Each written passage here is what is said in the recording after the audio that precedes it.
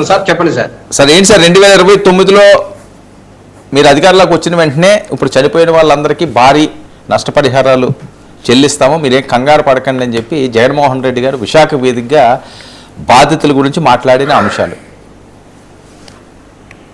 Sir, మానవతా దృక్పథంతో మాట్లాడాల్సినటువంటి పరిస్థితుల్లో నిన్న లోకేష్ గారు అక్కడికి వెళ్ళినప్పుడు ఆయన మాట్లాడినటువంటి మాటలు, అక్కడ ఆ కార్మిక నాయకులందరినీ కూడా మీ ఇంట్లో ఎవరైనా చనిపోయారా, మీరెందుకు మాట్లాడుతున్నారు అని చెప్పేసి మాట్లాడతారు.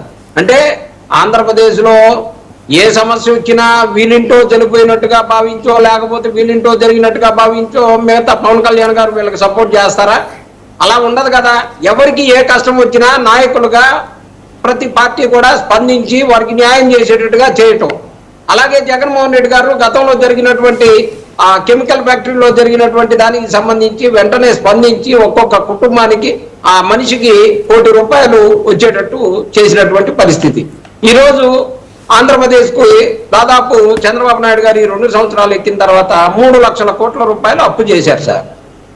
మన ప్రజలకు సంబంధించినటువంటి అప్పుగానే, అది కూడా ఇవాళ అందరూ బాధ్యతే కదా.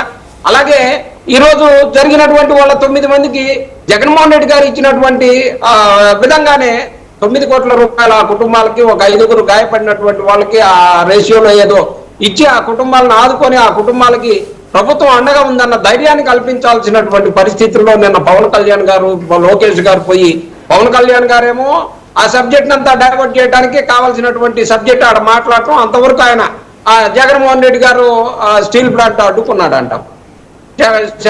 జగన్మోహన్ రెడ్డి గారు స్టీల్ ప్లాంట్ ప్రైవేటీకరణకి అన్ని ఒప్పుకున్నాడని చెప్పేసి, అందుకనే కదా ఇలా జగన్మోహన్ రెడ్డి గారు అక్కడికి వెళ్ళినప్పుడు చెప్పాడు, మేము అసెంబ్లీలో తీర్మానం చేసి పంపించాము ప్రైవేటీకరణకి మేము వ్యతిరేకమని, మీరు కూడా ప్రైవేటీకరణకు వ్యతిరేకమని చెప్పేసి మీరు రేపు అసెంబ్లీలో పెట్టి మీ చిత్తశుద్ధిని చాటుకోమని చెప్పేసి చెప్పారు. అలాగే ఖచ్చితంగా ఆ కుటుంబాలన్నిటికీ కూడా ఎంత మారణ హృదయం జరుగుతూ ఉంది సార్. అక్కడ ఒక మనిషి, మీరందరూ కూడా, ప్రసాద్ గారు కానీ మీరు కానీ, ఉత్తరాంధ్ర సంబంధించినటువంటి వాళ్ళు, మీ అందరూ కూడా అక్కడ ఉన్నటువంటి అనుబంధం ఉంది. అలాంటి పరిస్థితుల్లో అక్కడ ఉన్న ప్రజలు ఇలా ఎంత ఇబ్బందుల్లో ఉన్నారో, అక్కడ జరుగుతున్నటువంటి పరిణామాలని ప్రభుత్వం ఎందుకు ఎంత మొండి వైఖరి ప్రదర్శించి అక్కడ ప్రజలని ఎందుకు అంత హేట్ చేస్తా ఉన్నారు, ఎందుకు